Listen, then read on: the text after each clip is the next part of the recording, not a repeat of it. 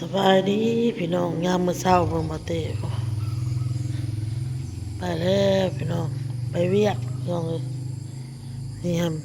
มื้อนี้แดดมื้อนี้แดดคักอะไรพี่น้องเอ้ยบ่เต้เพิ่นเดินทางไปแต่6 โมงพี่น้อง6 โมงปลาย20 นาทีเด้อพี่น้องเด้อเบิ่ง6 โมงปลาย20 นาทีเบิ่งแดดพี่น้องแดดจะขนาดเลยคักเลย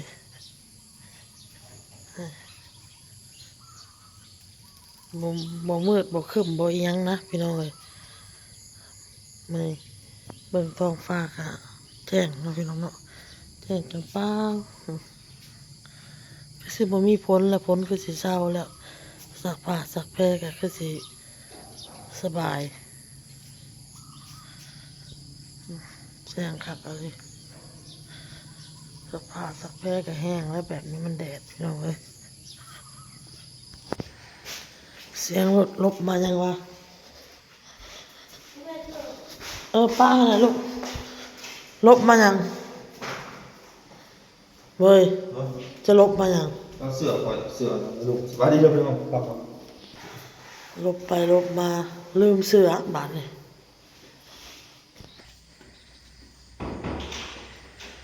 ลืมเสื้อมาเอาเสื้อพี่น้องเลย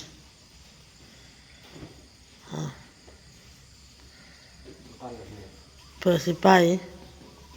ฮะ6 โมงปลายเจ้าเข่าจักโมงจ้ะ7 โมงกว่าพันก็7:40ผม สี่คนเดียวเลยลืมหันลืมนี่ห้องเก็บของน่ะคอยฮู้ว่าคนนั่นสะพี่น้องเลยนี่แหละคนนี่แหละเก่าอะไรทันละมือแม่ยังบ่ได้สิละย่างจอกของผัวเด้อพอลุง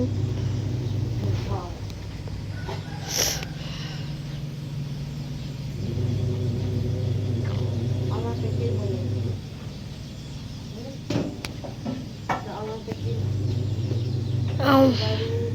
เอานั่นออก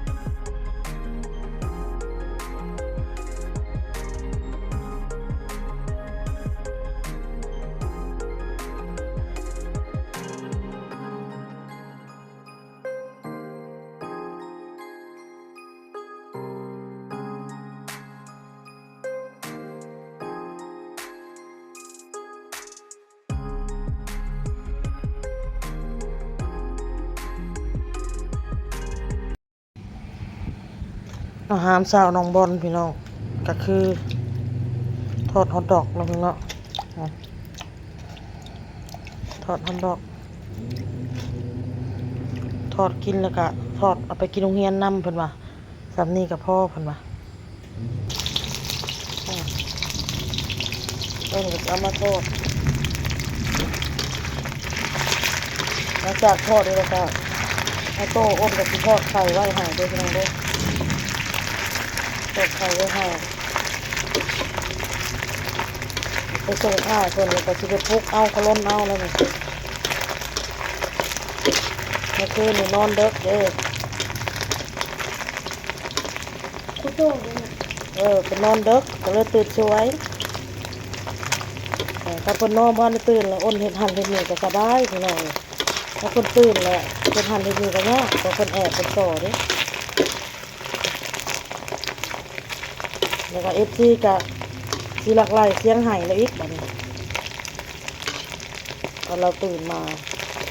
ต้องมีในใดในหนึ่งเราแอบพี่น้องออโต้นะบ่เรื่องหนึ่งก็เรื่องหนึ่งเราแอบ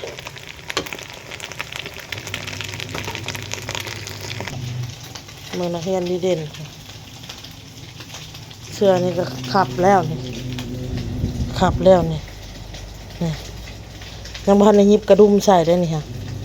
แม่มีเข็มขัดอยู่นี่เดี๋ยวแม่เอาเข็มขัดให้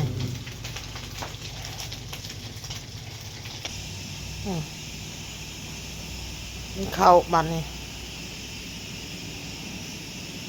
กินฮอทดอกแซ่บบ่ลูกมันอยากกินแบบนี้พี่น้องเดี๋ยวอ้นลูกมักกินแล้วอ้นสิซื้อพี่น้องซื้อมาไว้ซื้อลูกชิ้นน้ำแหน่ฮอทดอกน้ำแหน่มาไว้ให้ลูกกินเพราะลูกมักเด้ทีแรกอ้นว่าสิเอาหมูออกมาทอดมาปิ้งเพิ่นว่าบ่เฮาอยากกินฮอทดอกเอาฮอทดอกเพิ่นว่า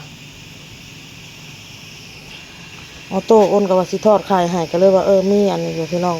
มกไข่ปลาก็เลยสิให้เพิ่นกินมกไข่ปลานี่แหละเลยบ่ได้ทอดให้เพิ่นกินโลดลูกอันนี้ก็เอาไว้ให้น้องจัก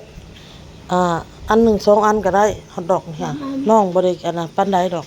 น้ำป้าอะไรลูกกินโลดเจ้าค่ะกินข้าวบางทีโอโต้บ่ทันได้ตื่นนอนแบบซี่นะอ้นก็สิปะให้เพิ่นนอนเด้อพี่น้องเด้อปะเพิ่นนอนแล้วก็รีบไปส่งน้องบอลแล้วก็รีบกลับมาบางทีเพิ่นก็ยังบ่ทันได้ตื่นพี่น้องเอ้ยเพราะว่าเฝ้าไปเฝ้ากลับคันตื่นก็เราสิให้ก็บ่ดนพี่น้องเอ้ยเพราะว่าประตูห้องนอนห้องน้ำอ้นก็ล็อกไว้ปลั๊กพื้นปลั๊กไฟเฮาก็ถอดแบบเฮาต้องซิตี้ความปลอดภัยให้ลูกนะ ยอมผมเข้าไปไม่อยากออกเลย ถ้าปลุกตื่นบางทีเราก็นอนต่อแล้วก็หายเนี่ยป่ะนี่นอกจากเอาไปเฝ้าไปส่งแล้วก็เฝ้ามา